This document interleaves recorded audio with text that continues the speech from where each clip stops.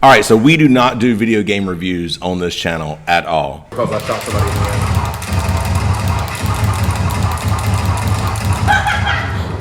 That was awesome. But make no mistake, this is a game.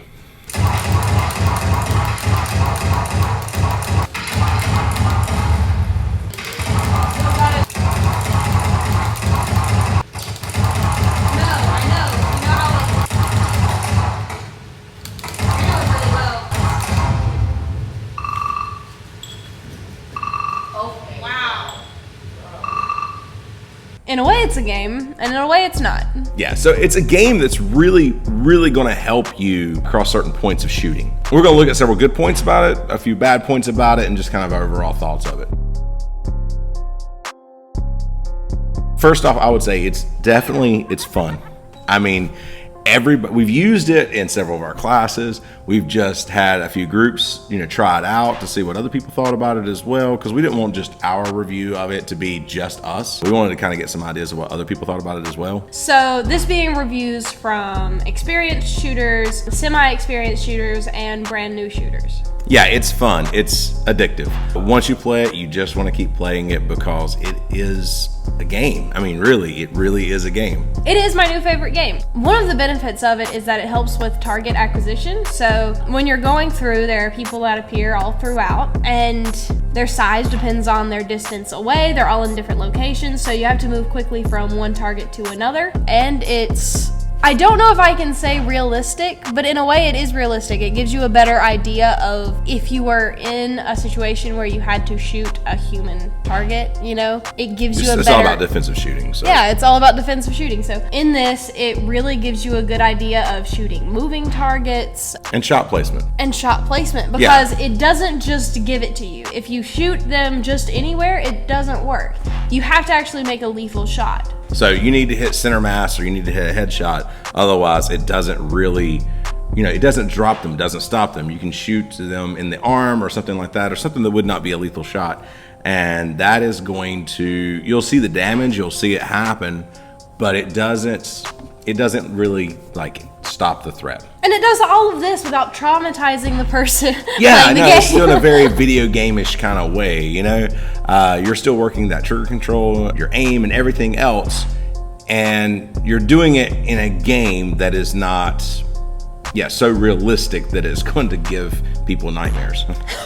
All right, another good point on this one is it makes you think about where you're shooting and where your bullets are flying, because there are times when there are civilians around and there are times when your teammates are around as well, because usually you're shooting, or actually in every single one of them, you have a team. You're either part of a SWAT team, you're a part of military or something along those lines, and you have other people that are on your side, and you have to be careful not to shoot them or the civilians. In your simulator mode, that will reset you at 0 at your score if you shoot a civilian or one of your teammates. It makes you conscious of things that you wouldn't be quite as conscious of when you're training with just normal targets. Yeah, because a lot of times most people, when we train people in firearms, they think about just shooting a static piece of paper and don't think about the fact that there's going to be other people around. There could be a crowd. It could be all kinds of things. Your target could be moving. Yes. People around your target could be moving. Yeah.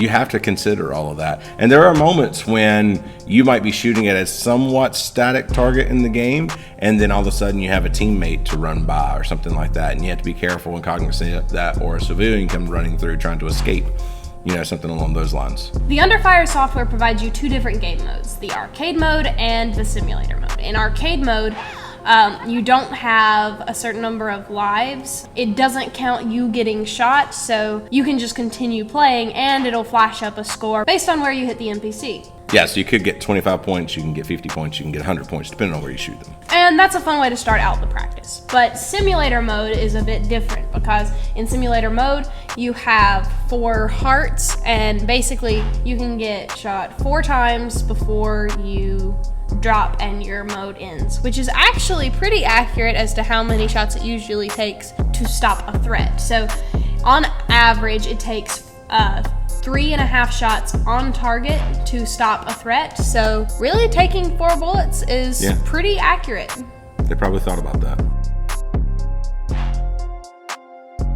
Now on some of the things that maybe aggravated us about it, or just some more bad points about it. First off, your teammates are idiots.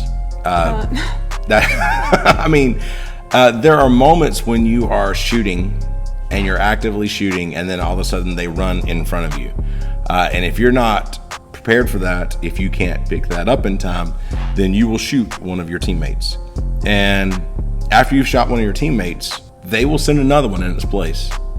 So you have the opportunity to not only shoot one teammate, not only two teammates, but maybe 3 or 4 teammates, all in the same spot. Yeah. Because a lot of times they will just keep running. Now, we did in some experiments just to kind of see, you do have a limited number of teammates. So if you were trying to figure out, like we were, like, are they just going to send in an infinite number? No, they will not send in an infinite number. If you shoot too many of your teammates, you don't really have anybody with you at the end of it. So you can take out your entire team. Which is not advisable in any way. Please don't. Second, the civilians are idiots. In this, you'll hear a scream, and then civilians will just start running towards you in the middle of everyone firing. They usually have their hands up here or here to show that they're not a threat. But in some cases, you have just a random civilian standing behind one of the people shooting at you. Yeah, when you don't want them to run, they generally run.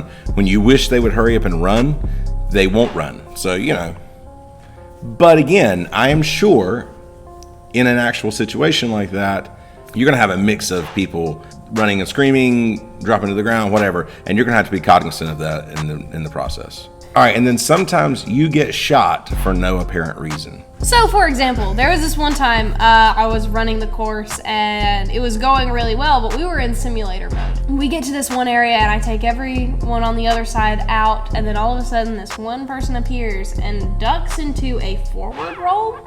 And during this forward roll, where he is the only bad guy on the screen, I get shot 3 times.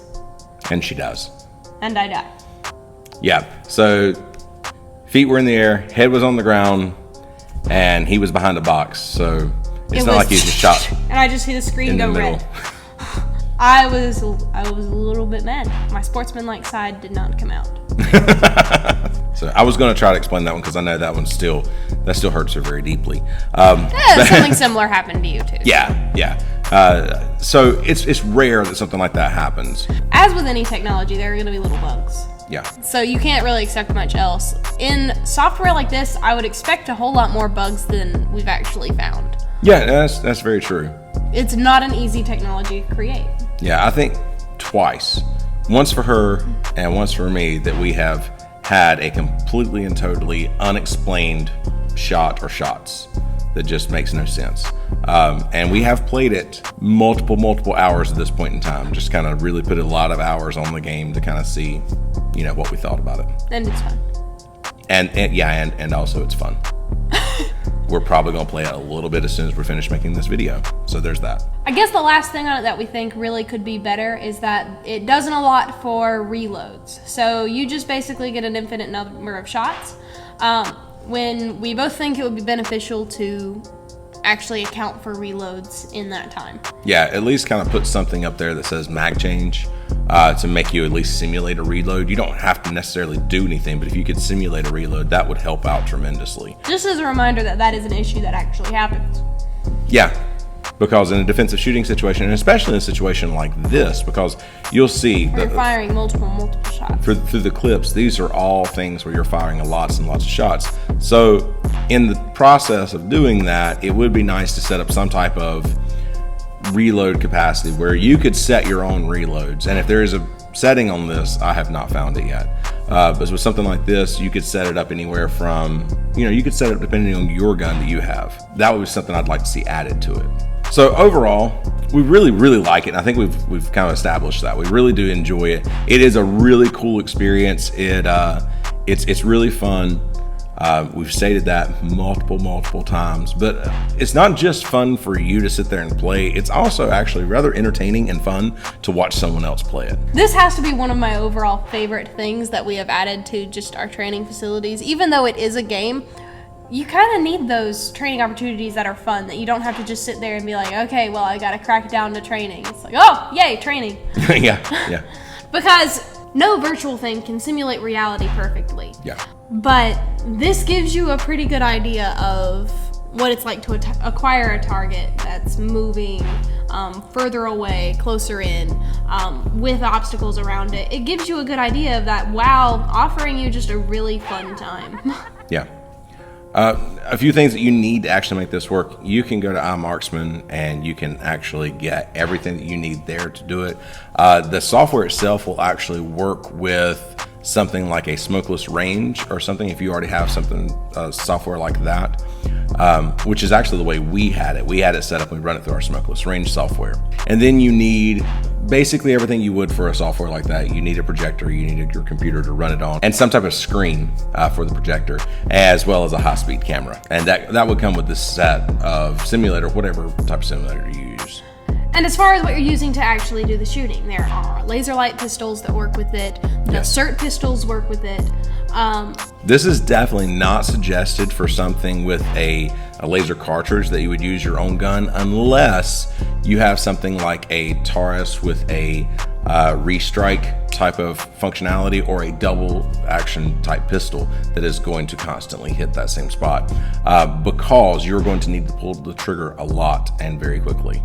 You can also get a recoil-enabled pistol that has a UV attachment to it, so that it will register the shots that you fire and give you an accurate representation of at least a low recoil gun. Yeah, it's something around the range of a 22 or so.